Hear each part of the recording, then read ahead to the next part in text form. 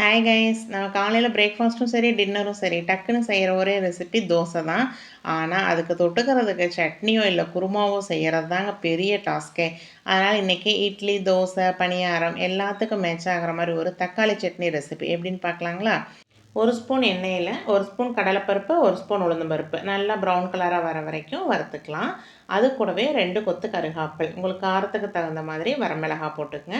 பெரிய வெங்காயம் இல்லைன்னா சின்ன வெங்காயம், நான் வந்து சின்ன வெங்காயம் ஒரு 10 வெங்காயம் போட்டிருக்கேன். வெங்காயம் நல்லா வணங்கினதுக்கு அப்புறமேலு நான் சின்ன தக்காளியாக 3 தக்காளி போட்டிருக்கேன். இந்த தக்காளி கூடவே உப்பும் போட்டு நல்லா வணக்கிங்க. தக்காளி வந்து நல்லா வணங்கிடணும். இப்போ ஆற வச்சு மிக்சியில் அரைச்சி எடுத்தீங்க அப்படின்னா தக்காளி சட்னி ரெடி ஆயிரும். உங்களுக்கு தாளிப்பு வேணும் அப்படின்னா கொடுத்துக்கலாம், இல்லைன்னா இப்படியே வேணாலும் வச்சுக்கலாம். இன்றைக்கி காலையில் எங்கள் வீட்டில் பிரேக்ஃபாஸ்ட்டு தோசையும் தக்காளி சட்னியும் தான். காம்பினேஷன் பார்த்திங்கன்னா சூப்பராக இருந்துச்சு. கண்டிப்பாக ட்ரை பண்ணி பார்த்துட்டு எப்படி இருக்குன்னு சொல்லுங்கள். நாளைக்கு ஒரு ஷார்ட்ஸில் பார்க்கலாங்களா?